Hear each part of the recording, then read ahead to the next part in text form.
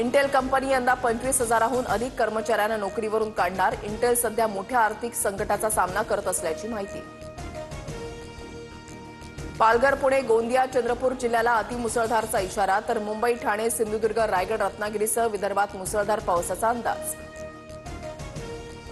पालघर, गोंदिया जिल्ह्यामध्ये अतिवृष्टीचा इशारा, सर्व शाळांना सुट्टी जाहीर, अनेक भागात मुसळधार पावसाला सुरुवात। कोल्हापुरातील राधानगरी धरण 100% भरलं, धरणाचे 4 स्वयंचलित दरवाजे उघडले। पंचगंगा नदीच्या पाणी पातळीमध्ये सुद्धा वाढ, नदीकाठच्या नागरिकांना दक्षता घेण्याचं आवाहन।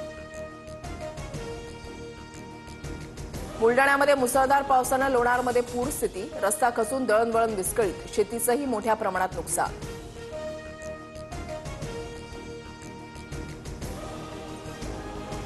14,298 पुरुषांना लाडकी बहीण योजनेचा लाभ, 10 महिन्यांपर्यंत 21 कोटींचं वाटप, कागदपत्रांच्या छाननीमधून उघड। बालकाच्या जन्म प्रमाणपत्रामध्ये आईच्या लग्नापूर्वीच्या नावासह लग्नानंतरच्या नावाचा उल्लेख असावा, मुंबई उच्च न्यायालयाच्या औरंगाबाद खंडपीठाचे निर्देश।